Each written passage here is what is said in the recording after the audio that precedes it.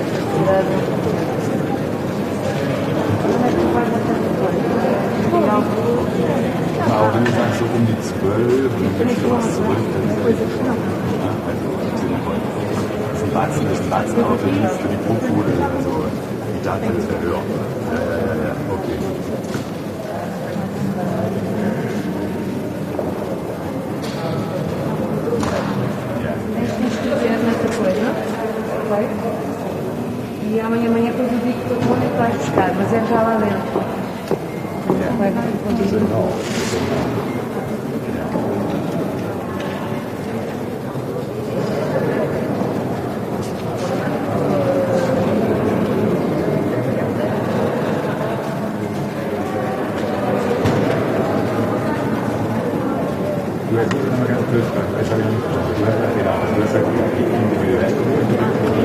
Was heißt das?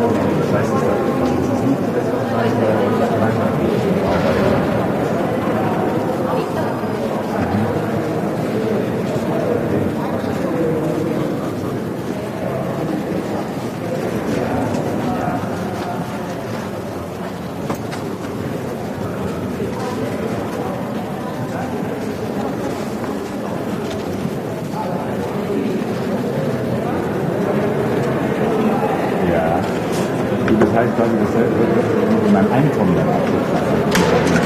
Okay.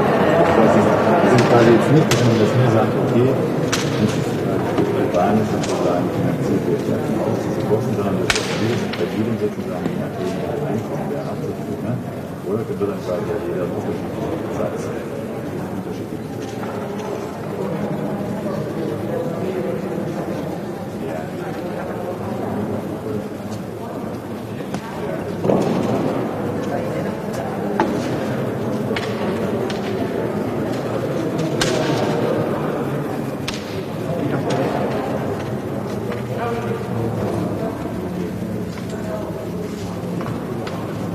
Genau, Silvia. Bist du heute ein bisschen später Nachmittag auch zu Hause oder bist du unterwegs? Ja? Silvia, weil ich bin hier gerade noch unterwegs beim Drehen. Dann würde ich, wenn ich nachher im Büro bin, schicke ich dir das mal weiter und vielleicht, wenn ich druck das auch aus, lesen wir das durch, vielleicht können wir dann nochmal zu bestem Verständnis gemeinsam rübergehen, was es heißt. Weil, also wenn ich da wirklich, also das heißt nicht automatisch wir jetzt quasi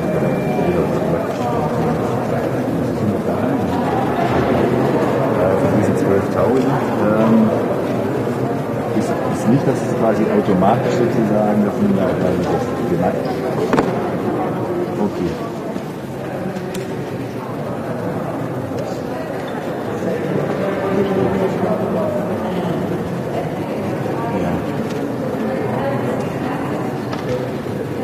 Gut, also.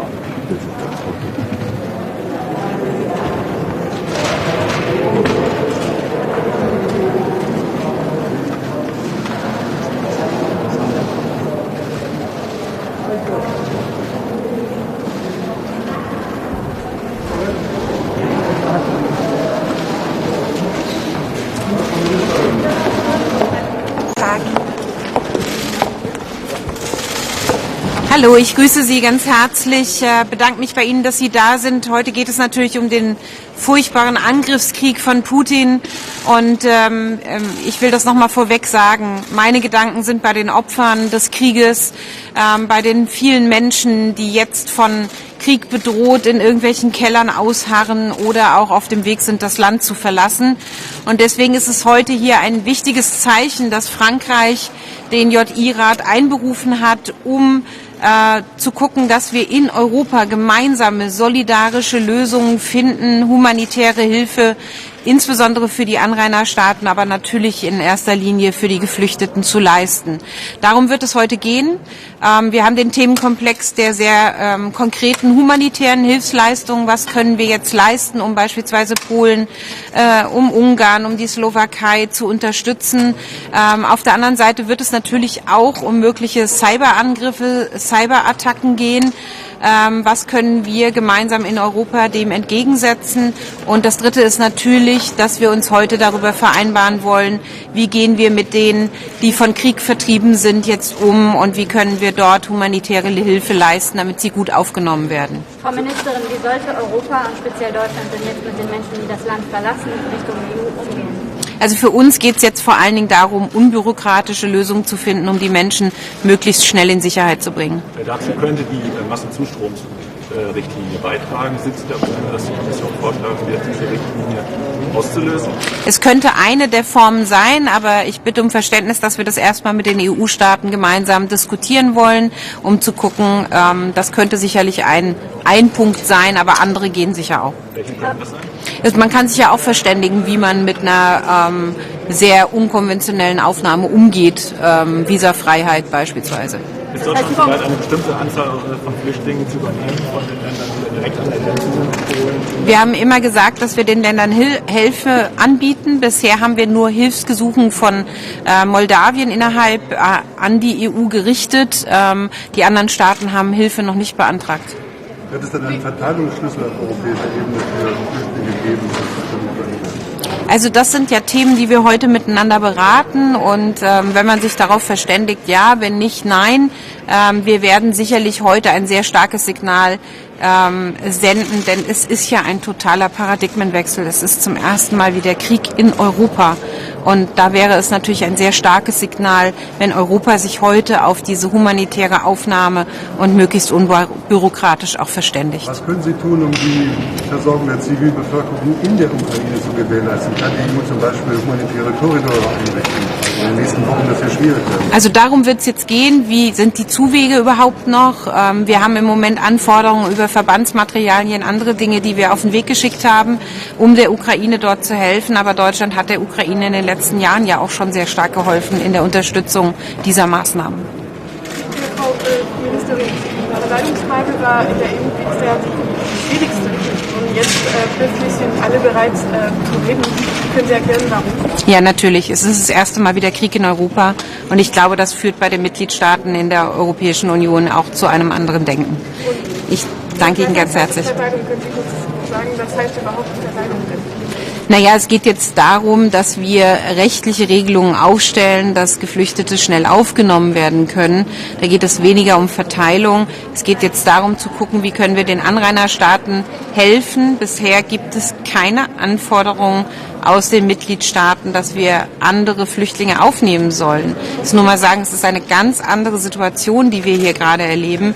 Es ist Krieg. Polen nimmt schon sehr viele Geflüchtete auf und tut es in hervorragender Weise. Und da gibt es im Moment an uns gerichtet kein Hilfsgesuchen. Wir versuchen jetzt Polen auch nochmal logistisch zu unterstützen. Vielen Dank. Ganz herzlichen Dank.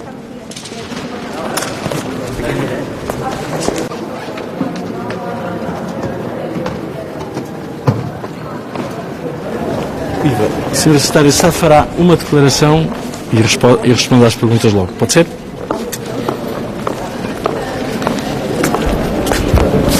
Muito bom dia. Boa tarde. Boa tarde, já em Bruxelas. Está tudo bem? Olá, boa tarde. Quando quiserem. Pode ser? Quando quiser. Então, muito boa tarde. Nós estamos aqui hoje reunidos para um Conselho de Justiça e Assuntos Internos na dimensão Assuntos Internos, extraordinário, obviamente relacionado com a situação que estamos a viver na Ucrânia.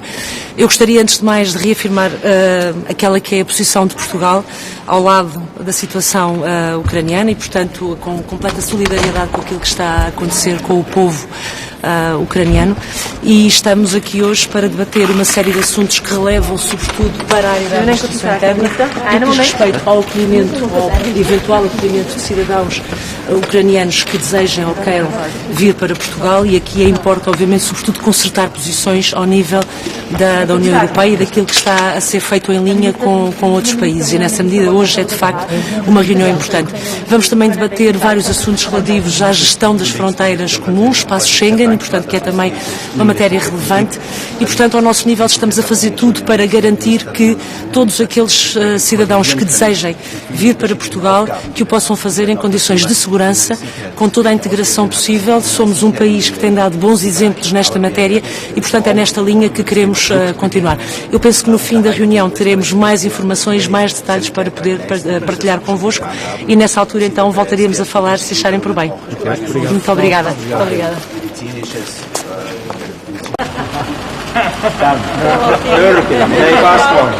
Ei kasvo. Maski voi pitää sen. Eikö se Sanna Marinainen ota pois? Joo, sinne doorstepissa sitten itsessään, niin kun alkaa puhuta.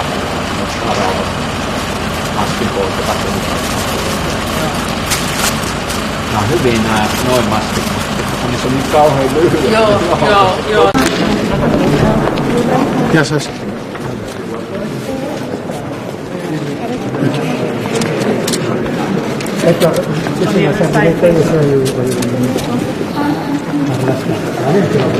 Η Ευρωπαϊκή Ένωση και η Ελλάδα καταδικάζει απολύτως τη ρωσική εισβολή στην Ουκρανία, την απώλεια ανθρώπινων ζωών δυστυχώς και από την ελληνική ομογένεια στην Ουκρανία. Είναι πολύ σημαντικό σήμερα το Συμβούλιο να λάβει σκληρές αποφάσεις, κυρώσεις εις βάρος της Ρωσίας. Από εκεί και πέρα πρέπει όλες οι χώρες της Ευρωπαϊκής Ένωσης με υποχρεωτική αλληλεγγύη να συμβάλλουμε στην προστασία των προσφύγων, των πραγματικών προσφύγων που φεύγουν από τον πόλεμο της Ουκρανίας. Ευχαριστώ.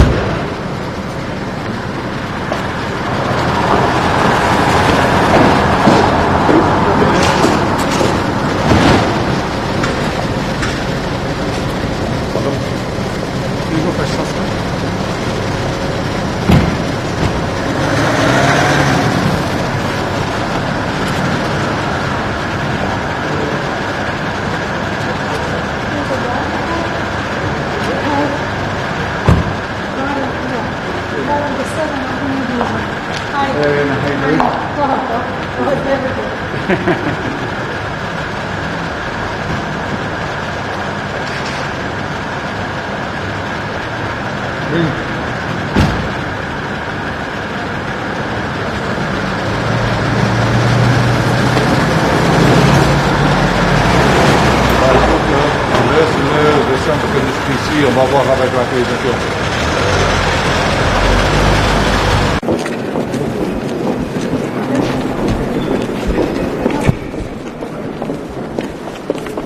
Hola, ¿qué hay? Buenas tardes. Sí. Perfecto. ¿Aquí qué tal? Bien. Buenas tardes. Gracias por estar aquí. Estamos para un Consejo Extraordinario HAI, ya lo sabéis, y para seguir dando muestras dentro de la Unión Europea de nuestra cohesión y una respuesta firme, coordinada y cohesionada ante la agresión de Rusia respecto a Ucrania. Nuestra solidaridad máxima con el gobierno y con el pueblo ucraniano. Seguiremos tomando las medidas necesarias y precisas para garantizar la seguridad del pueblo de Ucrania. En ese sentido estamos trabajando de una forma decidida. España, dentro del marco de la Unión Europea, dentro del marco de la OTAN, dentro de todos los compromisos internacionales, es un país que ha sido, es y será solidario. En ese sentido, todo nuestro apoyo a cualquier medida que se adopte para garantizar la seguridad del conjunto de los ciudadanos ucranianos. Todos los que puedan ser desplazados siempre tendrán la solidaridad del Gobierno de España y del pueblo español. En ese sentido, ninguna duda al respecto. Importante también hacer frente y garantizar la seguridad no solo en el espacio físico, sino también en el espacio virtual, garantizar la ciberseguridad, garantizar las infraestructuras críticas, garantizar los servicios esenciales como un modo de minimizar esta agresión brutal y de violación de la legislación internacional que ha desarrollado y sigue materializando el gobierno ruso. En ese sentido, la semana pasada y en una reunión personal bilateral en Washington con mi homólogo Mallorca, pues pudimos comprobar la importancia de la coordinación en todos los ámbitos para garantizar la seguridad tanto en el ámbito físico como en el cibernético. Finalmente, vuelvo a decir, está conmigo el secretario de Estado de Migraciones, ese compromiso en todo lo que sea necesario para acoger a los desplazados y permitirme que concluya también con una cuestión de agradecimiento y de reconocimiento al trabajo que están desarrollando y han desarrollado tanto todo el personal diplomático de la Embajada de España en Ucrania como los GEOs, con los cuales he podido hablar con sus responsables en el sentido de dar cobertura a los residentes españoles en Ucrania y que hayan podido, aquellos que han deseado, hayan podido abandonar con toda la garantía de su integridad física Ucrania. Quiero agradecer en este sentido también al Ministerio del Interior de Ucrania, que nos ha facilitado el poder haber traspasado la frontera entre Ucrania y Polonia con una garantía máxima y con una celeridad que siempre ante la situación pues es de agradecer. Cualquier pregunta que queráis realizar. ¿Qué capacidad tiene España para acoger refugiados? Hay previsiones que hablan de millones, de hasta 5 millones de refugiados ucranianos. ¿Qué capacidad tiene España que estamos dispuestos a acoger? Bueno, la capacidad es la de Europa. Estamos hablando de una cuestión que es una cuestión europea, eso es lo primero. Y España, dentro de la Unión Europea, tiene el compromiso máximo para tomar todas las medidas necesarias y precisas. No vamos a hacer unas previsiones que quizá nos acompañen a la realidad.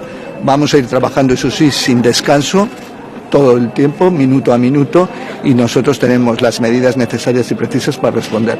Lo hemos demostrado en otras desgracias humanitarias a las que hemos respondido y hemos dado la cobertura necesaria, con lo cual Europa y dentro de Europa España no va a ahorrar ningún esfuerzo para la acogida del conjunto de desplazados. Ministro, ¿en qué crisis se miran o en qué crisis se basan para gestionar o por lo menos estudiar cómo gestionar esta crisis ucraniana de refugiados que se viene? Bueno, esta es extraordinaria, es excepcional. Estamos en una agresión absolutamente injustificada, vulnerando toda la legalidad internacional. Creo que no hay nada parecido o muy difícil de encontrar algo parecido a esta situación en el marco de Europa.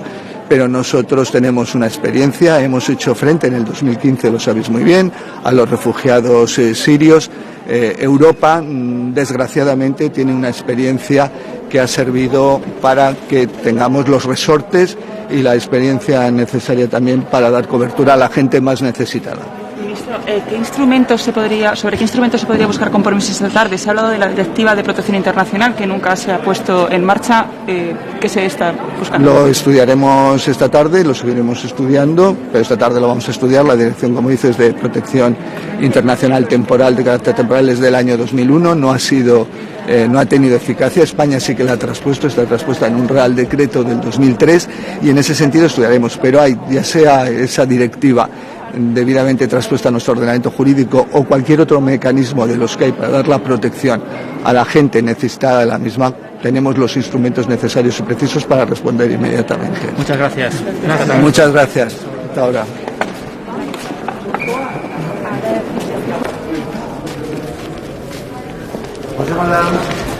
Bonjour. Guten Tag, geschätzte Damen und Herren. Ja, die tragische Situation in der Ukraine erinnert mich an den Einmarsch der Sowjets in Ungarn 1956 und 1968 in der Tschechoslowakei, Prager Frühling. Die Schweiz ist solidarisch mit der Ukraine, mit den Menschen und ihren Familien in der Ukraine. Und sie wird sich auch solidarisch zeigen, wenn es darum geht, eine gesamteuropäische Lösung gemeinsam zu finden. Diese russische Aggression ist eine große Verletzung des Völkerrechts. Die demokratischen Werte, die Freiheit stehen auf dem Spiel. Und wenn das auf dem Spiel steht, ist die Schweiz auch solidarisch. Wir werden heute die Staaten des Schengen-Raums über gemeinsame Lösungen diskutieren. Es wird über die humanitäre Hilfe gesprochen in der Ukraine und in den Nachbarstaaten. Es wird darüber gesprochen, wie man die Nachbarstaaten bei der Aufnahme von Flüchtlingen unterstützen kann, ihnen helfen kann. Es geht aber auch um die Stärkung von Frontex und um den Außengrenzenschutz. Es braucht jetzt hier eine Lösung im Schengen-Raum, eine gesamteuropäische Lösung, und die Schweiz will Teil dieser Lösung sein. En français, s'il vous plaît, madame. Alors, la Suisse a beaucoup de sympathie pour le peuple ukrainien, pour sa famille, pour les familles aussi qui sont touchées par cette agression russe. C'est une situation telle que nous l'avons connue aussi lors de l'entrée des troupes soviétiques en 1956 en Hongrie ou bien en 68 en Tchécoslovaquie. La Suisse est solidaire avec le peuple ukrainien. La Suisse est solidaire aussi avec les États de l'Est européens. Nous sommes ici aussi pour faire partie d'une solution européenne. Nous allons discuter aujourd'hui de l'aide humanitaire sur place et dans les pays de l'Europe de l'Est. Si c'est nécessaire, nous allons aussi parler deuxièmement de l'accueil de réfugiés, si nous pouvons soutenir les pays de l'Europe de l'Est. Et nous allons parler aussi du travail de Frontex et du renforcement des frontières extérieures, parce que ça aussi, ça fait partie.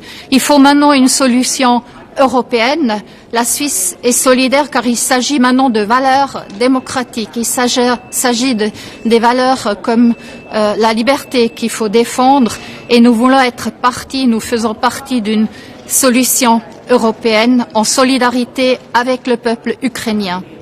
La Suisse est solidaire, ça veut dire qu'elle soutient toutes les mesures qui ont été annoncées hier soir par Madame von der Leyen d'un côté, par les États-Unis de l'autre, notamment sur le fait de couper un certain nombre de banques suisses, de banques internationales, de banques russes sur le système international.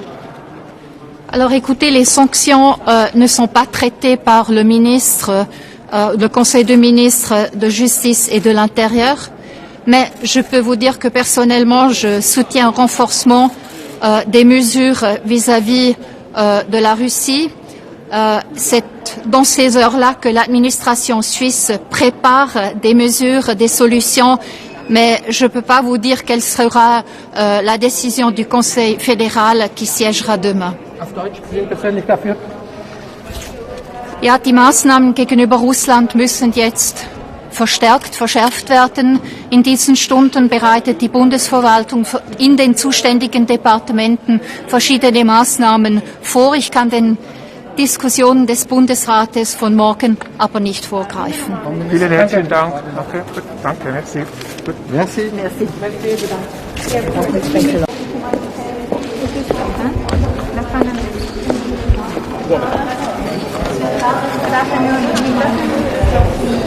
The outrageous attack of Russia to Ukraine is also an attack against the whole Europe.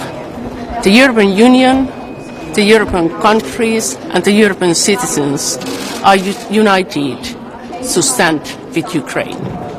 We need to help the Ukraine all the possible ways, and we need to do it immediately. It's very important that the presidency has convened this extra meeting of interior ministers so we can discuss the situation. Now is the moment to show the unity. Ministeri, mitä konkreettisia päätöksiä odotatte päivän kokoukselta? No, tänään tietysti me keskustellaan monenlaisista tavoista, miten me varaudutaan varsinkin auttamaan sodan jaloista pakenevia ukrainalaisia. Miten me voidaan varmistaa, että me pystymme antamaan apua ja myös, että miten me voisimme mahdollisesti miettiä niitä yhteisiä käytäntöitä, joita me helpotetaan ihmisten tuloa. Ja sitten tietysti me keskustellaan myös tästä yhteisestä avusta ja niistä keinoista, miten erityisesti tämän pelastuspalvelumekanismin kautta annetaan apua. Se on tietysti tätä siviiliapua ja humanitaarista apua, niin siitä käydään keskusteluja. Meillähän on tietysti sitten tulevalla viikolla jo sitten seuraava, ihan niin kuin aikataulutettukin, neuvoston kokous, eli pystymme tekemään mahdollisia konkreettisia päätöksiä siinä kokouksessa. Mitä konkreettisia päätöksiä tarvitaan nyt? Tilanne on kuitenkin akuutti tuolla rajalla. No varmasti ainakin keskustelu siitä, että voitaisiinko nyt ottaa käyttöön tämä EUn hätämekanismi niin, että me voitaisiin sotaa pakenevia ottamaan helpommin vastaan ja tarjoamaan heille niin kuin nopeammin ja helpommin apua. Mikä Suomen kanta on tähän? Kyllä me ollaan tuettu tätä, että tämä otettaisiin käyttöön, jolloin silloin voitaisiin sieltä Ukrainasta sotaa pakenevia, niin voitaisiin suoraan antaa heille mahdollisuus saada oleskelu vuoden tai jopa 3 vuoden ajan riippuen tietysti tilanteesta, mutta että se helpottaisi sitä byrokratiaa ja sitä käsittelyä. Miten koette, mikä on tunnelma EU-maiden keskuudessa tällä hetkellä? Onko solidaarisuutta auttaa? Kyllä, on hyvin vahva yhteinen tahto auttaa Ukrainaa ja auttaa ukrainalaisia. Se on nyt nähty, ei oikeastaan niin kuin harvoin on ollut EU näin yhtenäinen ja niin konkreettisesti, ei vaan Euroopan unioni, vaan kaikki Euroopan maan ja Euroopan kansalaiset. Kaikilla on vahva tahto auttaa tässä tilanteessa Ukrainaa ja ukrainalaisia. Kaikki ukrainalaiset eivät pääse rajan yli turvaan. Voiko EU tehdä enemmän sen eteen, että myös Ukrainassa olevia ihmisiä päästään apuun? Nimenomaan meidän täytyy myös antaa sitä apua sinne Ukrainaan, siis myös siviiliväestölle Ukrainaan, koska me tiedämme, että on myös ihmisiä, jotka eivät halua lähteä sieltä pois, vaan haluavat jäädä sinne. Ja sen takia myös tämä EUn pelastuspalvelun mekanismi, jota kautta tätä siviilikriisiapua koordinoidaan ja annetaan, ja sitä kautta Ukraina on sitä myös mailta pyytänyt, ja Suomikin on jo tähän pyyntöön myönteisesti vastannut, niin se on myös tärkeä väline. Ja tietysti täytyy muistaa, että tämä kriisihän voi jatkua pitkän aikaa, ja sen takia täytyy varautua myös siihen, että pystymme auttamaan ukrainalaisia myös siellä Ukrainassa pidemmän aikaa. Tänään keskustellaan myös viisumikysymyksistä. Mitä odotamme tältä keskustelua? No toivoisin tietysti, että löydettäisiin myös yhteisiä käytäntöjä siihen, että miten tässä tapauksessa voitaisiin katsoa tätä viisumiasioita niin, että me varmistettaisiin, että sieltä sodan jaloista pakenevien olisi mahdollisimman helppo varmistaa heidän pidempiaikainen oleskelunsa. Ja jos ei tänään konkreettisia päätöksiä tehdä, niin meillä on joka tapauksessa sitten ensi viikolla seuraava kokous, jossa me voidaan tämän päiväisten keskustelujen pohjalta valmistella sitten esitys, mistä voidaan tehdä viralliset päätökset. Ja entä sitten vielä lyhyt kysymys, tämä rajaturvallisuuskysymys. Eli onko sitten riskiä, että tulee myös ihmisiä, jotka eivät ole apua? Tässä kuitenkin on tällainen konfliktitilanne. Miten varmistetaan se, että meitä tulee? No totta kai tietysti pitää huolehtia myös siitä rajaturvallisuudesta ja kaiken kaikkiaan täytyy niin kuin huolehtia, ei nyt vaan miettien tästä Ukrainasta tulevia, vaan ylipäätänsä huolehtia siitä rajojen turvallisuudesta. Ja Suomellehan se on tietysti tärkeä kysymys, koska meillä on myös pitkä raja ja tällä hetkellähän rajalla sinänsä on ollut hyvin rauhallista ja varsin normaali tilanne. Du kan kanskje ta deg masken, justisminister. Hva kan Norge bidra med, for eksempel når det gjelder flyktningsituasjonen på grensen? Nå blir det viktig å være her, snakke med de andre landene i Europa om hvordan vi kan blant annet bidra til å fordele disse byrdene, hvordan vi kan hjelpe de landene som nå opplever størst press i nærområdet. Og så ønsker Norge også å bistå med medisinsk personell, og jeg mener at vi må øke bistanden til Ukraina. Finne situasjonen her nå. Hva slags type medisinsk personell, hvor mange for eksempel? Det må vi komme tilbake til detaljene i, men Norge har mulighet til å sende team med medisinsk personell som vi har gjort til ulike steder i verden før. Det mener jeg er naturlig i den situasjonen at vi også bidrar med til Ukraina, eller i den Ukraina-krisen vi står i. Og så må vi ha god dialog med landene i Europa. Det er derfor det er viktig for oss å være i Brussel nå, helt fra starten av, fordi at nå har vi en krig i våre nærområder. Da må vi også snakke sammen om hvordan vi skal møte utfordringene. Noen land opplever allerede at det kommer flyktninger, det kommer migranter, og det kan være aktuelt for Norge også å bistå de landene med å håndtere det presset i sitt nærområde.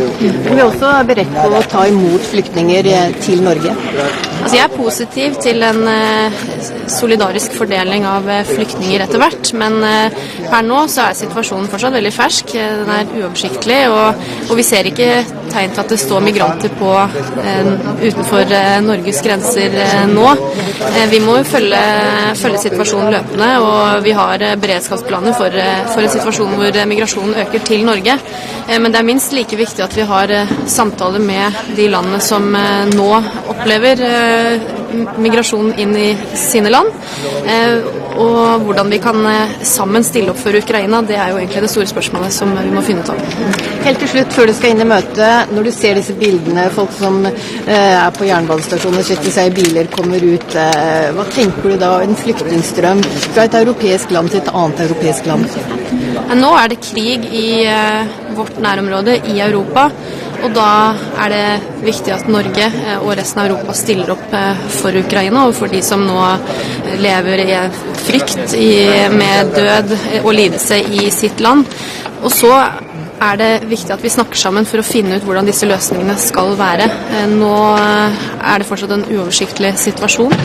Den endrer seg raskt. Noe migrasjon har begynt. Det kan øke.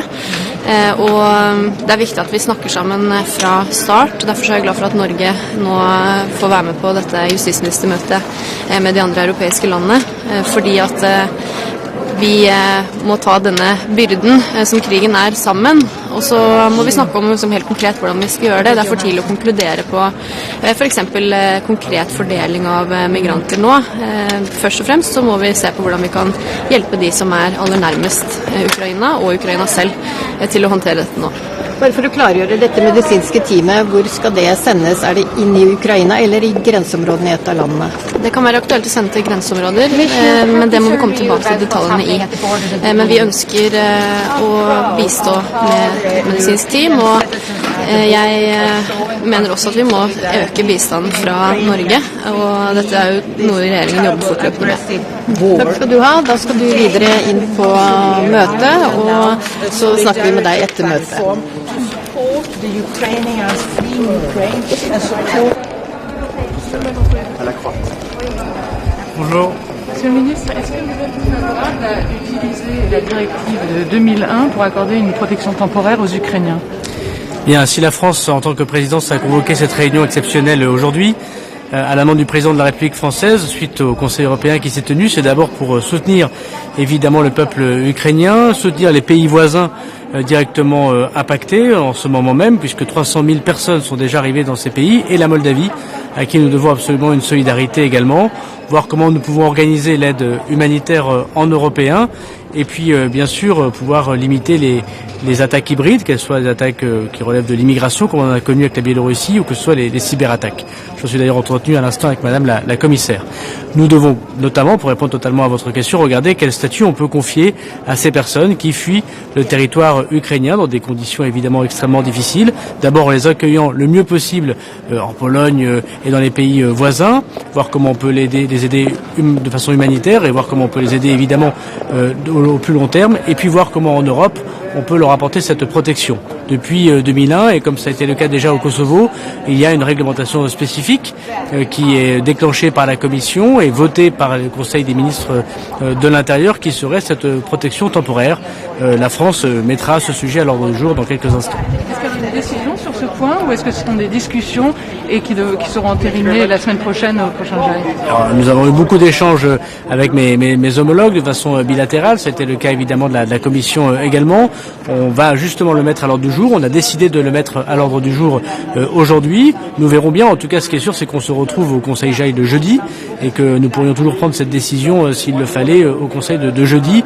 Ce qui nous paraît à la fois un temps rapproché pour avoir un certain nombre d'éléments d'échange, puisque plusieurs pays, vous savez, ont déjà pris des dispositions nationales avec des réglementations nationales. C'est le cas de la Hongrie notamment ou de la Pologne. Donc on va écouter notamment ce qu'ont dire ces gouvernements et proposer avec la Commission une suite, soit aujourd'hui, soit jeudi. Est-ce qu'il va y avoir des engagements d'accueil de la part des pays, des différents pays et quelle est la position de la France? Est-ce que la France va accueillir des réfugiés ukrainiens? Le président de la République a été, je crois, très clair à la suite du Conseil européen. La France prendra évidemment sa part, mais pour l'instant, ce que nous constatons, c'est que les 300 000 Ukrainiens qui sont arrivés aux frontières de l'Union européenne, et je le répète encore une fois à la Moldavie, restent pour l'instant dans les lieux d'hébergement et de suivi. On en remercie ces pays sur place. Nous verrons dans les prochaines heures, prochains jours, si nous devons mettre en place des systèmes de relocalisation, ou en tout cas d'accueil des citoyens ukrainiens. Vous savez qu'aujourd'hui, les Ukrainiens, surtout ceux qui ont des passeports biométriques, n'ont pas de visa pour venir dans l'Union européenne. On aura l'occasion de déclencher cette solidarité, évidemment, si elle était nécessaire. Dans un tout premier temps, ce n'est pas celle qui est demandée aujourd'hui. L'aide qui est demandée, c'est une aide qu'on doit apporter directement en Ukraine. Et donc, comment on apporte les convois humanitaires. La France, par exemple, a envoyé 33 tonnes de marchandises qui sont aujourd'hui en Pologne pour l'Ukraine. C'est le cas également de la Moldavie, 33 tonnes également. Comment on les apporte en Ukraine et comment on aide la Pologne, la Hongrie et tous les pays de la zone à pouvoir mieux accueillir ces personnes qui arrivent dans un tout premier temps chez eux, dont j'ai compris que pour l'instant, les Ukrainiens trouvaient dans les familles des communautés ukrainiennes de ces pays, pour l'instant, de quoi se loger et de quoi être accompagnés. Et à quel afflux est-ce que vous vous préparez au niveau de l'Union européenne? C'est encore trop tôt pour le dire, ça dépendra très largement du conflit qui se déroule en ce moment même. Mais on a une conférence de presse juste après cette réunion des conseils des ministres de l'Intérieur où j'aurai l'occasion de peut-être de détailler un peu plus.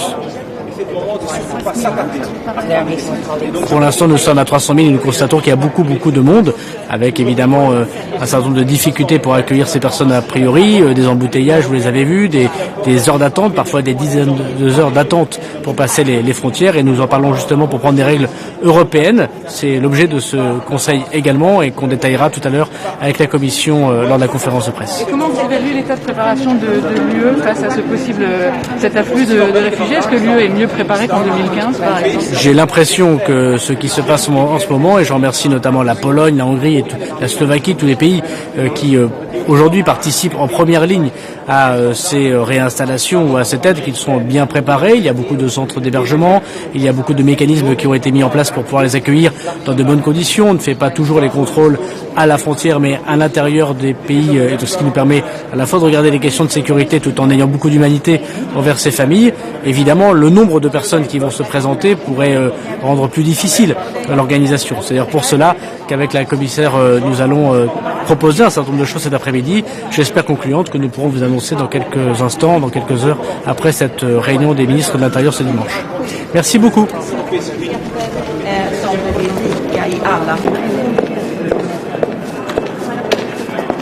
Commissioner, how concerned are you about what's happening at the borders of the EU?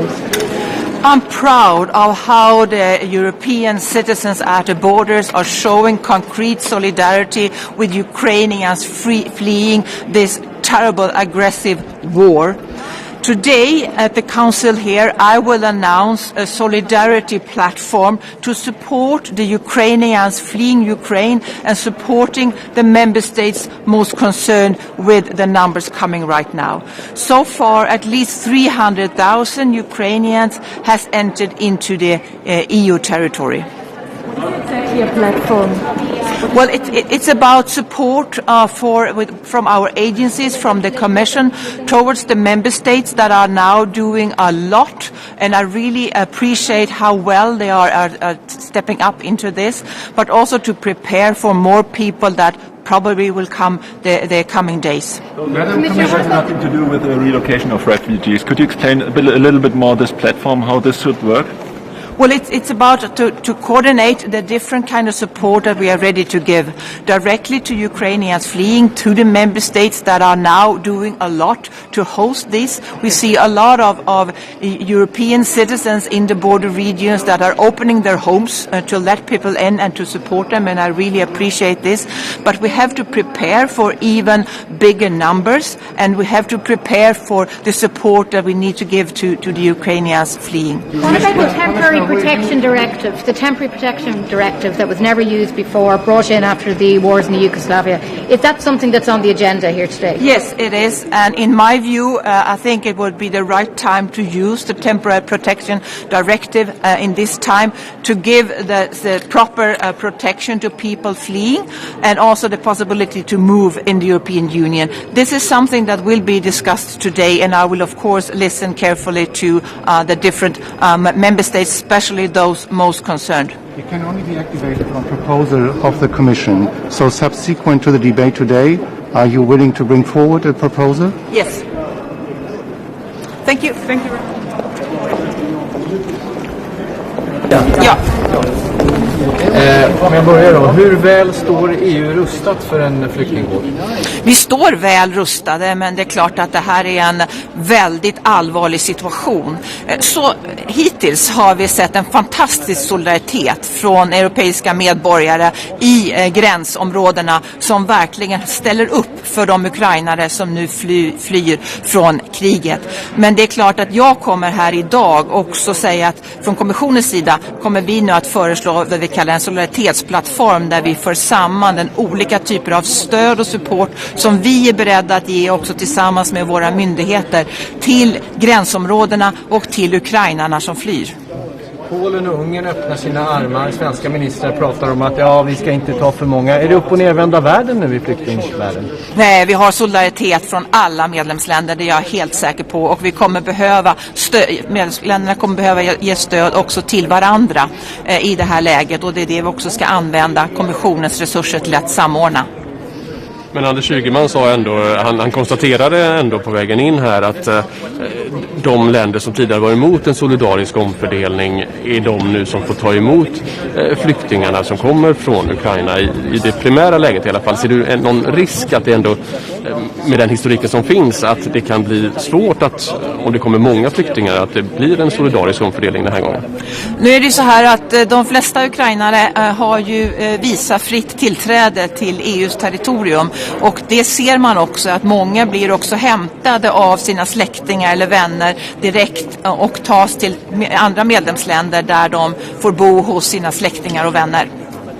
Och den här solidaritetsplattformen då, alltså rent konkret, är det någonting ni kommer besluta om idag tror du, och vad skulle det innebära? Pratar vi filtar, mat eller vad är det vi pratar om? Ja, det handlar om från kommissionens sida, vi har ganska mycket vi kan bidra med både finansiellt när det gäller vad myndigheterna kan bidra med, Frontex, Europol, EUs asylmyndighet, men det kan också vara andra konkreta saker och det är det jag kommer ta upp här idag för att lyssna på medlemsländerna. Jag behöver veta vad har de för behov i dagsläget och hur ser man på behoven i den nära framtiden. Hittills har det kommit minst 300 000 ukrainare som har sökt skydd i EUs medlemsländer. Jag tror det kommer komma många fler och vi måste vara förberedda på det. Hur mycket pengar finns det liksom, i EUs budget? Hur mycket resurser finns det och hur många kan man ta emot med den mängden resurser? Och vi tittar just nu på hur vi ska få fram tillräckligt med resurser och det går inte att säga hur många utan jag tror att vi kommer att få se väldigt många ukrainare tyvärr som både blir internflyktingar i Ukraina men som också kommer till EUs medlemsländer. Men jag är väldigt glad för den oerhört starka solidaritet som visas av EUs medborgare mot de ukrainare som kommer hit. Jag tycker att det är en stark och väldigt hjärtevärmande reaktion från europeiska medborgare. Och när det handlar om att ge stöd så pratar man ju också om att ge militärt stöd och även bistå Ukraina med vapen. Finns det sådana möjligheter inom EUs fredsfacilitet? Det här är inte EUs område. Jag vill fråga, du fick frågor om en sån här temporär shelter facility eller någonting som kunde aktiveras som inte varit aktiverat förut som du vill göra nu. Vad innebär det mer exakt? Ja, det heter Temporary Protection Directive och den har, om man aktiverar den så innebär det att till exempel alla ukrainare som kommer får ett tillfälligt skydd och får vissa rättigheter som då blir lika i alla medlemsländer. Det är ett sätt att minska på byråkratin för att ta olika beslut, men det är också ett sätt att få en enhetligt sätt att hantera det. Och i mina ögon så är det lämpligt att aktivera det nu, men det är en fråga jag kommer ställa här på ministerrådet och hoppas få svar förstås om det här är något som medlemsländerna vill se.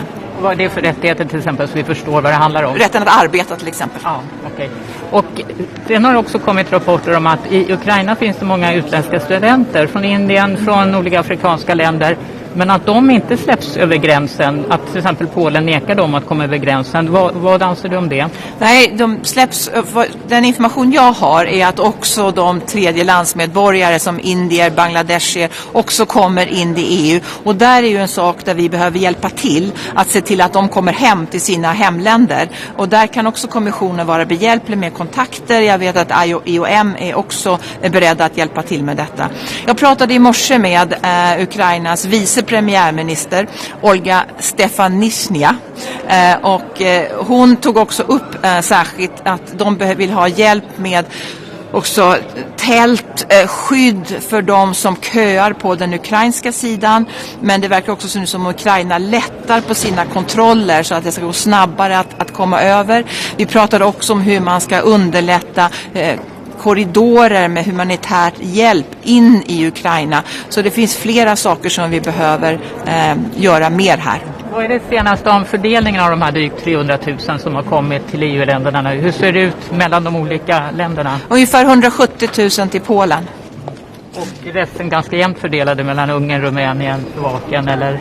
Ja, det ser lite olika ut och det är också olika hur länge man stannar. Men i vissa länder pratar jag med Rumäniens minister, där menar man att nästan hälften av de som har kommit till Rumänien har redan lämnat Rumänien. Så det är många, det finns en stor ukrainsk diaspora i länder som Italien, Spanien, Portugal, och jag tror att en del har kommit med sina släktingar eller vänner för att möta upp när de passerar gränsen och sen ta dem till sina hem. Har det kommit önskemål? Just to clarify, you are willing to propose triggering the temporary protection directive. Does it mean you will do so, or are you just willing? I will listen to the ministers today at the council. This is one of the questions I will pass on to, and hope to hear from them because we need, of course, the majority to adopt it in the council. So that is necessary. So we have not proposed it yet, but I have prepared it. I'm ready to propose it. But before I do that, I would like to listen to the willingness for the ministers to adopt it. Har det kommit några förfrågningar om omfördelning från länder som Polen eller Ungern eller något annat land? Okej, tack så mycket. How can the EU help with the humanitarian situation? Yes, so far around 300,000 Ukrainians have come to the EU member states, and I'm really impressed of the strong solidarity that EU citizens are showing towards the Ukrainians coming. So far, very few have applied for asylum or international protection. Most of them are also, the majority are not using the facilities provided by the member states. Most of them so far are being helped by relatives or friends or others. But of course this can change. So we have to prepare for even many more Ukrainians coming. And this is one of the things to discuss today. I will launch a solidarity platform to coordinate the different kind of support that we are ready to support to member states, to Ukrainians that are fleeing Ukraine. And of course, for me now, it's important to listen to the different needs and from the different member states. What do you expect in terms of distribution? Because apparently some member states that haven't moved in years are moving now. What do you mean with distribution? Hungary is taking in refugees. Poland is taking, and they blocked the migration reform for years now. So what do you expect now? Yeah. Well, I do hope that we will see a movement on the next council that we will have on Thursday when it comes to step-by-step approach that the French presidency are applying to the new pact on migration and asylum. But so far in this situation, no member state have asked for any help with relocation. And why didn't the people who arrived so far not apply for asylum? I think because many of them, if you are Ukrainian with a biometric passport, you you can travel visa-free to the European Union, so they can stay for 90 days without any decision. So that means it's not urgent with that kind of decision for them, but of course we need to prepare for what's happening after 90 days, and that's why I think it would be a good idea to activate the temporary protection directive, but of course I will listen to the ministers today before we do it. What would that mean? It will mean a decision to give temporary protection for all people coming from Ukraine with the same kind of rights in different member states, for example the right to work. Do you have any estimations on how many refugees there might be in the future? No, but I think we need to prepare for millions. What are the problems to apply the temporary protection system? Why is it looks like there could be some member states that are against it, or you think that? No, I'm not sure anybody is against it, but of course I will listen to them before I propose it, because I need the majority in the council to adopt it. Madam Commissioner, majority. It's a qualified majority that's needed. Madam Commissioner, you've just said 300,000 people have already entered the EU. Do you have also a number for the IDPs inside Ukraine currently? No, I'm not updated on that. Sorry. I spoke to the deputy Prime Minister of Ukraine this morning, but we didn't really discuss the number. We discussed more the concrete actions needed to have shorter queues, to have support for the people queuing, like tents and water and medical needs, and also to open the green corridor with equipment and humanitarian aid into Ukraine. And she also asked for additional border crossing points to be open. The United Nations speaks about 5 million refugees that could come from Ukraine to Europe. Do you agree with these numbers? Well, it's very difficult to have any to guess how many, but I think we should be prepared for millions. Some have a lot of already arrived in Poland and Hungary. Did they signal that they need any help from other EU member states so far? No, they have not yet, but of course we need to do the need assessment in different member states. But I must say, so far member states, and especially all the European citizens, are really showing solidarity and are doing a lot right now, and it works pretty well, taking into account of course all the difficult circumstances. Thank you. For coming back.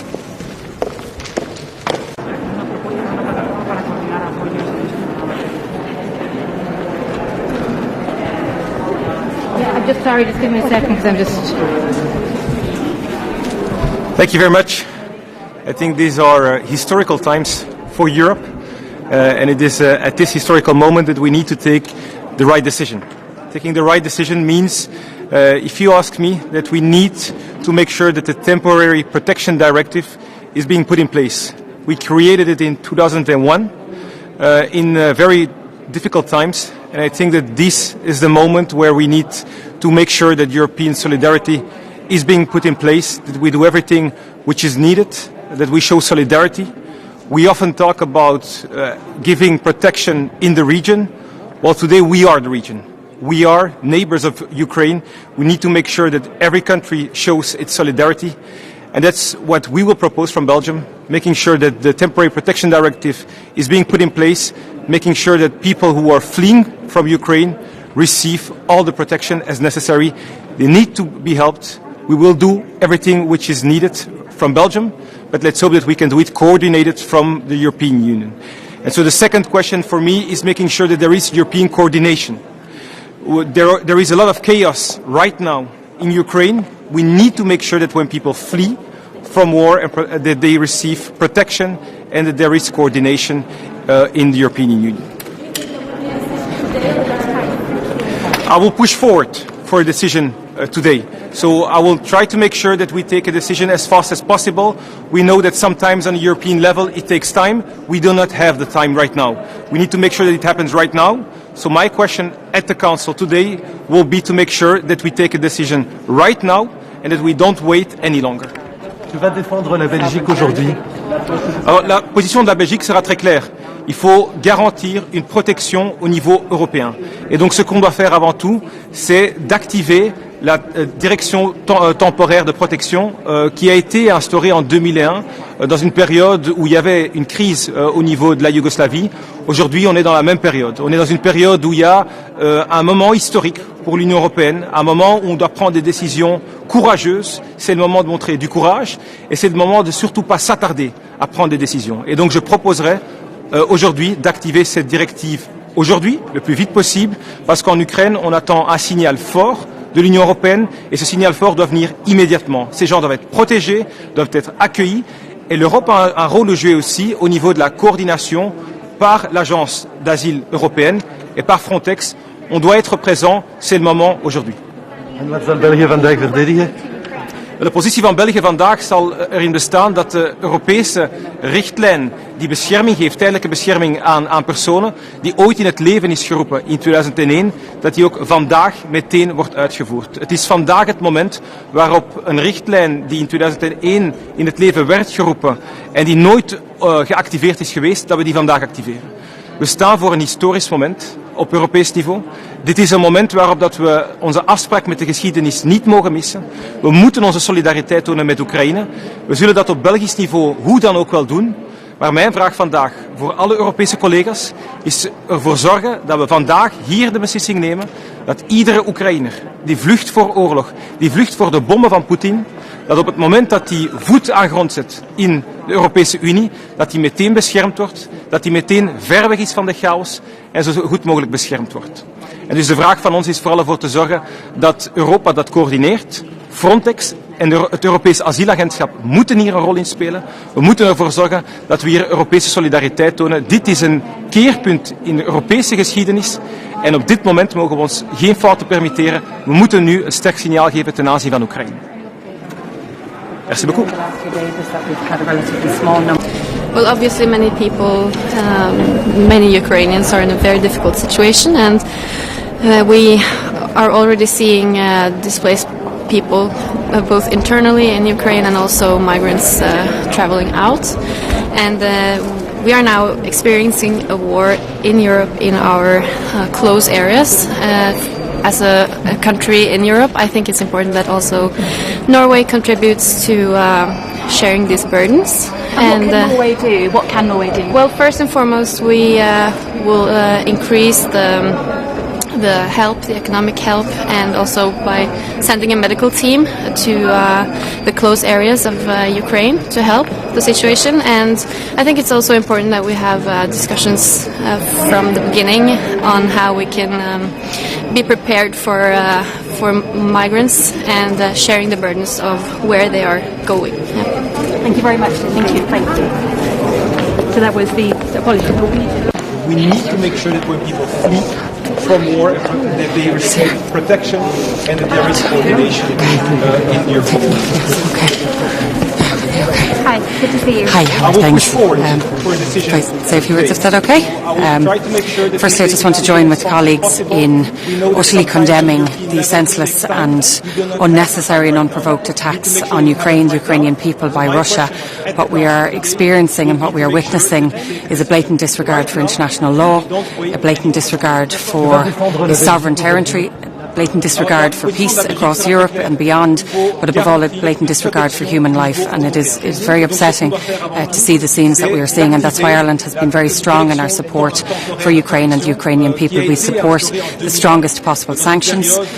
We support the need for humanitarian assistance, and we've already provided €10 million in that regard. We have lifted visa requirements between Ireland and Ukraine, and we will do more to make sure that those who seek solace, that they will find that in Ireland. Today I'm meeting with colleagues of the Interior and we will of course listen to our colleagues in those member states who are directly impacted, where there are hundreds of thousands of people already crossing the border. It's important to hear from them what it is that they need, what support that they need, and above all that we act in an informed, a comprehensive and a unilateral and a strong way. Minister, is Ireland prepared to block the sending of lethal weaponry to Ukraine under the European Peace Facility? So we're not going to prevent any other member state from providing that funding or from sending any types of weaponry.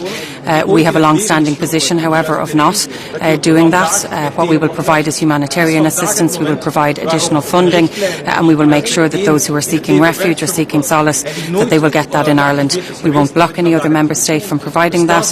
However, we have a very long-standing position of not sending weapons, and that position hasn't changed. Minister, one issue now under discussion today is the invoking of the Temporary Protection Directive. It was never used before by the EU, and there's talks that it may be. Does Ireland support that?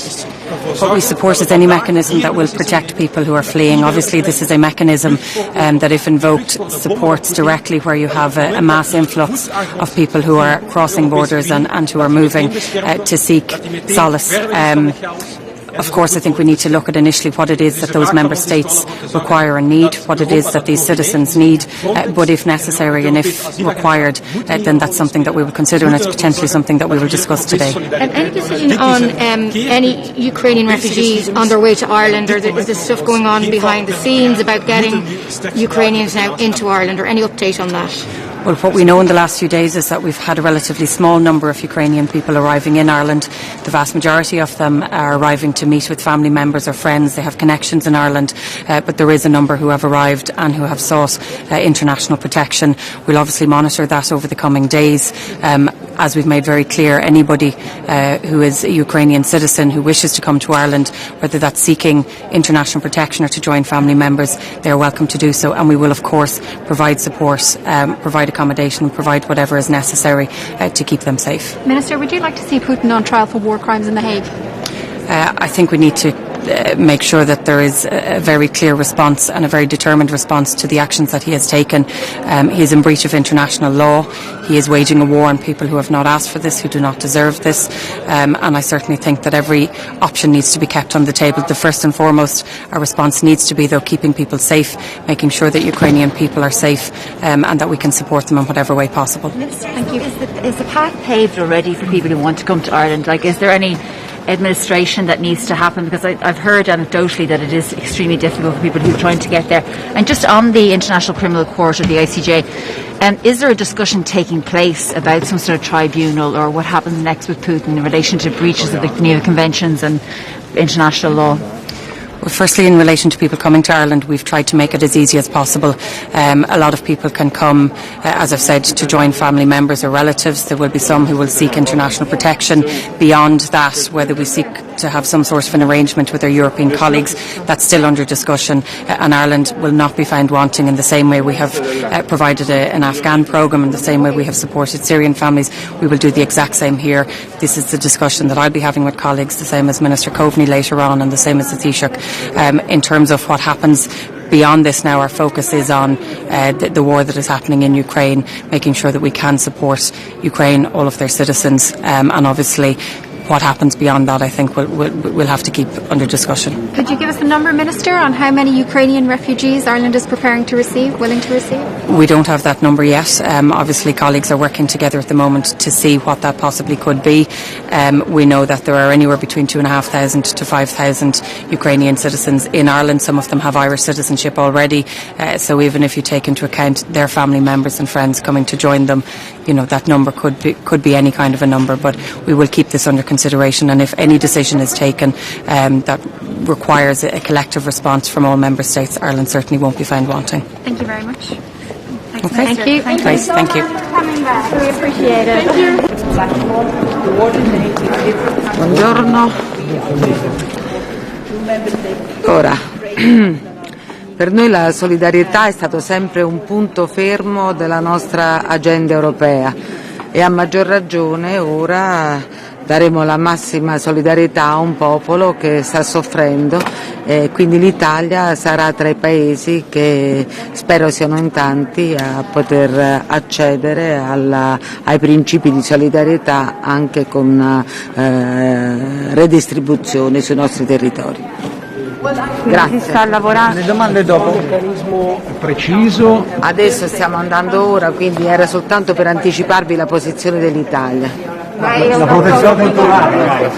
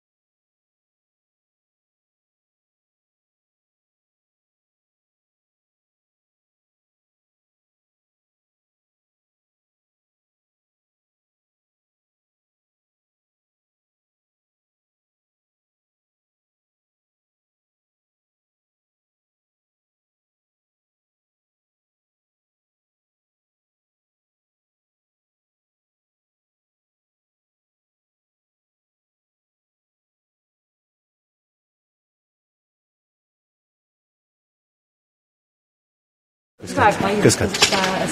Herr Minister, die EU-Ministerinnen und Minister wollen heute darüber beraten, wie sie Flüchtende aus der Ukraine unterstützen können. Welchen Beitrag wird Österreich leisten? Zunächst bin ich dem französischen Vorsitz sehr dankbar, dass es dieses Innenministertreffen gibt, damit wir sich als Europäische Union, als Innenministerinnen und Innenminister entsprechend koordinieren können in den vielen unterschiedlichen Aufgaben, die wir haben. Wir werden auch das Thema innere Sicherheit, welche Auswirkungen hat das auf die innere Sicherheit in den Ländern unterhalten. Aber wir werden uns natürlich auch über das Thema Fluchtbewegungen unterhalten und Österreich wird hier natürlich seinen Beitrag leisten, wie wir das auch schon getan haben. Es sind ja bereits die ersten Hilfslieferungen auch ergangen in diesen Tagen. Medizinisches Material wurde hier in die Ukraine verschickt, an die ukrainische Grenze. Und tatsächlich werden wir auch jetzt uns vorbereiten auf mögliche Fluchtbewegungen, die derzeit natürlich in den angrenzenden Ländern stattfinden. Und daher bin ich sehr dankbar, auch mit unseren Nachbarn Slowakei, Ungarn auch entsprechend unterhalten zu können, wie deren Situation ist, damit wir das auch entsprechend für unsere Planungen auch berücksichtigen können. Stichwort Planung. Bundeskanzler Nehammer hat gemeint, Österreich sei schon auf der Suche nach Quartieren.